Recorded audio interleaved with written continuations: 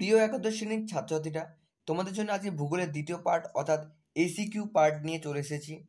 এই প্রশ্নগুলো কিন্তু অত্যন্ত গুরুত্বপূর্ণ প্রশ্ন, যা পরীক্ষায় আসতে চলেছে। তাই তোমরা দেখে রাখো এই প্রশ্নগুলো, অতি সংক্ষিপ্ত প্রশ্ন উত্তর। প্রথমেই আছে ভূগোলের জনক কাকে বলা হয়? উত্তর হবে এরাটোস্থেনিস। তারপর আছে রিমোট সেন্সিং কি? ভূপৃষ্ঠের কোনো একটি স্থানের তথ্য সরাসরি কাছে না গিয়ে দূর থেকে সংবেদন যন্ত্রের মাধ্যমে আহরণ করাকে বলা হয় দূর সংবেদন বা রিমোট সেন্সিং। জিআইএস কি?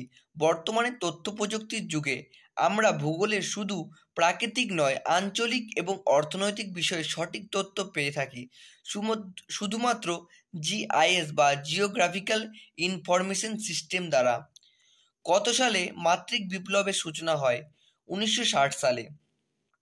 পৃথিবীর মানচিত্র প্রথম কে আঁকেন? টলেমি।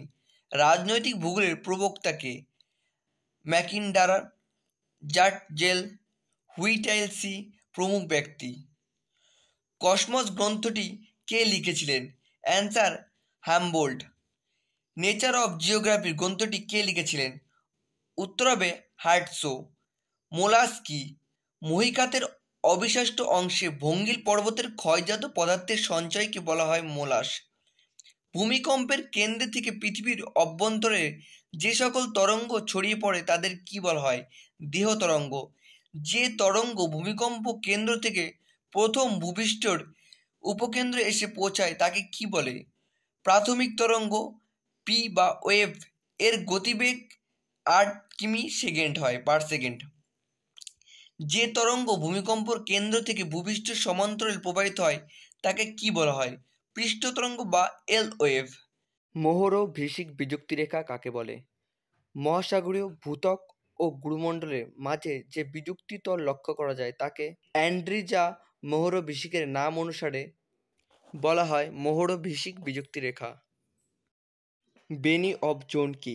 দুটি পাত পরস্পরের কাছে এলে একটি অপরটির নিচে চলে যায় এবং এরূপ অনুপ্রবেশ চলতে থাকলে কালক্রমে ভূগভীর প্রবেশ করে ঘর্ষণজনিত কারণে গুরুমণ্ডলীয় উত্তাপের সংস্পর্শে গলে গিয়ে গুরুমণ্ডলে অন্তর্ভুক্ত হয়।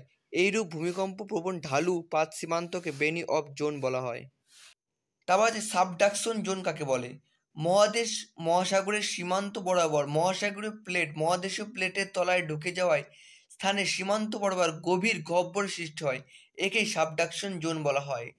রেপত্তি বিযুক্তিরেখা কাকে বলে? বহির্গুরুমণ্ডল ও অন্তঃগুরুমণ্ডল মাঝে যে বিযুক্তির তল লক্ষ্য করা যায় তাকে ভূবিজ্ঞানী রেপিটটির নাম অনুসারে রেপত্তি বিযুক্তিরেখা বলা হয়। আটলান্টিক শৈলশিরার উত্তর ও দক্ষিণ অংশের নাম করো। উত্তর অংশের নাম হলো ডলফিন উচ্চভূমি এবং দক্ষিণ অংশের নাম হলো চ্যালেঞ্জার উচ্চভূমি। তারপরে প্রশ্ন আছে তটদেশীয় অঞ্চল কাকে বলে? সমুদ্র উপকূল ভাগে জোয়ার জলে সর্বোচ্চ ও সর্বনিম্ন সীমারেখার মধ্যবর্তী অঞ্চলকে বলা হয় তটদেশীয় অঞ্চল। অগভীর বৈশবন অঞ্চলে মৎস্যচারণ ক্ষেত্র গড়ে ওঠার কারণগুলি উল্লেখ করো। প্রিয় একাদশ শ্রেণীর ছাত্রছাত্রীরা, এই প্রশ্নটি একটি গুরুত্বপূর্ণ প্রশ্ন, তোমরা চাইলে দেখে রাখতে পারো বা বুঝে নিতে পারো ভালো করে। অগভীর সমুদ্রে মৈশপান অঞ্চল মৎস্যচারণ ক্ষেত্রে গড়ে ওঠার কারণগুলি হলো মৈশপান অঞ্চল প্লাঙ্কটনের প্রচুর্য, মগ্নচড়া অবস্থান করে, নাতিশীতোষ্ণ জলবায়ু, ভগ্ন উপকূল বন্দর, প্রত্যাশ্রয় গড়ে তোলার সুবিধা। তারপর হচ্ছে গায়োট কি? প্রধানত সমুদ্রের গভীর সমভূমি অঞ্চলে চ্যাপ্টা সমতল শিখর বিশিষ্ট পাহাড়কে গায়োট বলা হয়। সমুদ্র খাত কি? গভীর সমুদ্রের সমভূমিতে স্থানে স্থানে গভীর খাত দেখতে পাওয়া যায়, এই খাতগুলিকে বলা হয় সমুদ্র খাত। সামুদ্রিক সঞ্চয় কাকে বলে? সমুদ্রের তলদেশে জৈব অজৈব পদার্থ অর্থাৎ সামুদ্রিক উদ্ভিদ ও প্রাণীর দেহাবশেষ আগ্নেয়গিরির উৎক্ষিপ্ত পদার্থের সমূহ সঞ্চয়কে সামুদ্রিক সঞ্চয় বলা হয়। গভীর সমুদ্রের সমভূমি কাকে বলে? সাধারণত দুই মহাসাগরীয় পাতের সংঘর্ষের ফলে সীমান্ত অঞ্চল বরাবর ভূগর্ভের উত্তপ্ত ম্যাগমা বেরিয়ে এসে যে সমভূমি সৃষ্টি করে তাকে প্রধানত গভীর সমুদ্রের সমভূমি বলা হয়। তারপর আছে গ্লোবিজেরিনা সমুদ্র কর্দ কাকে বলে? সমুদ্রের অধিক উষ্ণতাযুক্ত অঞ্চলে অতি সূক্ষ্ম সিলিকন ও কর্দম জাতীয় পদার্থের সঞ্চয় বেশি হয়, তাকে গ্লোবিজেরিনা সিন্ধু কর্দ বলা হয়। সাগরকে মৃতের সাগর বলা হয় কেন? মৌর সাগর প্রায় 42 কিমি দীর্ঘ, 18 কিমি চওড়া এবং 390 মিটার গভীর। এই মহাসাগর বস্তুবানতা আবদ্ধ ইত্যাদি কারণে লবণাক্ত, কারণ জলে অত্যাধিক লবণ, অধিক ঘনত্ব প্রভৃতির ফলে অক্সিজেনের অভাবজনিত কারণে প্রাণীদের শ্বাসনকার্য সম্ভব হয় না, ফলে জলের তলায় প্রাণের স্পন্দন দেখা যায় না। তাই মরুসাগরকে মৃতের সাগর বলা হয়। মেরু প্রদেশে সমুদ্র জলে লবণের ভাগ কম হয় কেন? মেরু প্রদেশে উচ্চ অক্ষাংশে অবস্থিত বলে শীতলতার হার অনেক বেশি, ফলে বাষ্পীভবনের হার কম হয়। নদীবাহিত জল সমুদ্র গর্ভে পতিত হয়। এছাড়া বরফ গলা জলও সমুদ্রে গিয়ে মেশে। ফলস্বরূপ মেরু প্রদেশের অঞ্চলে সমুদ্র জলে লবণের ভাগ কম হয়। কর্কটক্রান্তীয় অঞ্চলে অপেক্ষা মকরক্রান্তীয় অঞ্চলে লবণাক্ততা বেশি হয় কেন? প্রশ্নটি ভালো করে শুনবে। কর্কটক্রান্তীয় অঞ্চলে অপেক্ষায় মকরক্রান্তীয় অঞ্চলে লবণাক্ততা বেশি কেন? অর্থাৎ বলতে চাইছি মকরক্রান্তীয় অঞ্চলে লবণাক্ততা বেশি কেন?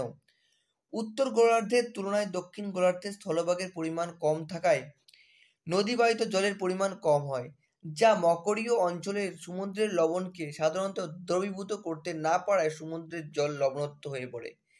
শীতল সমুদ্রের স্রোতগুলির নাম লেখো। ক্যালিফোর্নিয়া স্রোত, ক্যানারি স্রোত, হামবোল্ট বা পেরু স্রোত, ল্যাব্রাডর স্রোত, কামচাটকা স্রোত, পশ্চিম অস্ট্রেলিয়ান স্রোত। তারপর আছে শৈবাল সাগর কি? উত্তর আটলান্টিক মহাসাগরের মধ্যে উপসাগরীয় স্রোত, কানারি ও উত্তর নিরক্ষীয় স্রোত মিলিত হয়ে বিশাল এলাকা জুড়ে এক ঘূর্ণ স্রোতের সৃষ্টি হয়।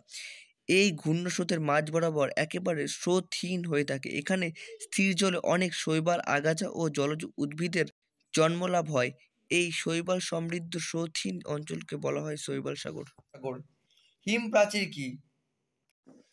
আটলান্টিক মহাসাগরে নিউ ফিনল্যান্ডের কাছে শীতল ল্যাব্রাডর স্রোত ও উষ্ণ উপসাগরীয় স্রোতের মিলনস্থলে ঘন নীল ও ঘন সবুজ জলের বিভাজন রেখা বহুদূর পর্যন্ত স্পষ্ট লক্ষ্য করা যায়। এই বিভাজন রেখাকে প্রধানত হিমপ্রাচীর বলা হয়। গ্র্যান্ড ব্যাংক কি? পৃথিবীর বৃহত্তম মগ্নচড়া হল গ্র্যান্ড ব্যাংক। নিউ ফিনল্যান্ড দ্বীপপুঞ্জের নিকট উত্তর পশ্চিম আটলান্টিক মহাসাগরের অবস্থান। এখানে মাছের খাদ্য প্ল্যাঙ্কটন প্রচুর পাওয়া যায় বলে গ্র্যান্ড ব্যাংকের বাণিজ্যিক মৎস্য আহরণ কেন্দ্র গড়ে উঠেছে। তারপর আছে ডেট্রিটাস খাদ্য শৃঙ্খল কাকে বলে? যে খাদ্য শৃঙ্খলের বিয়োজকের স্তর থেকে খাদক স্তরে শক্তি ধাপে ধাপে সঞ্চারিত হয় তাকে ডেট্রিটাস খাদ্য শৃঙ্খল বলা হয়। পুষ্টি স্তর কাকে বলে? বাস্তুতন্ত্রের খাদ্য খাদক সম্পর্কের ওপর ভিত্তি করে প্রতিটি খাদ্যের যোগান সংক্রান্ত স্তরকে বলা হয় পুষ্টি স্তর। শক্তির পিরামিড কাকে বলে? বাস্তুতন্ত্রের অন্তর্গত জীবগোষ্ঠীকে তাদের দ্বারা অর্জিত শক্তির পরিমাণ অনুসারে খাদ্য খাদক সম্পর্কে ভিত্তিকে কর্মিক পর্যায়ে সাজালে যে পিরামিড গঠিত হয় তাকে শক্তি পিরামিড বলা হয়। খাদ্যজাল কাকে বলে? কোনো বাস্তুতন্ত্রের একাধিক খাদ্য শৃঙ্খল বিভিন্ন প্রজাতির দ্বারা পরস্পর আন্তঃসম্পর্কযুক্ত হয়ে যে জাল গঠন করে তাকে খাদ্যজাল বলা হয়। Green data book and red data book কাকে বলা হয়? যে তালিকায় অবিলুপ্ত বিপদ থেকে মুক্ত জীব প্রজাতির উল্লেখ থাকে তাকে গ্রিন ডাটা বুক বলে। অপরদিকে যে তালিকায় ধ্বংসাত্মক ও হানিকারক প্রজাতির উল্লেখ থাকে যে বইয়ে তাকে রেড ডাটা বুক বলা হয়। প্রিয় একাদশ শ্রেণীর ছাত্রছাত্রীরা, এই ছিল তোমাদের জন্য আজকে ভূগোলে কিছু গুরুত্বপূর্ণ প্রশ্ন উত্তর। আশা করি এই প্রশ্নগুলো তোমরা ভালো করে দেখে নিয়েছো বা লিখে নিয়েছো। এই প্রশ্নগুলো পড়লে আশা করি আর তোমাদের অন্য কোনো প্রশ্ন দেখতে হবে না বা পড়তে হবে না। এই প্রশ্নগুলো অত্যন্ত গুরুত্বপূর্ণ প্রশ্ন, তোমরা দেখে রাখো।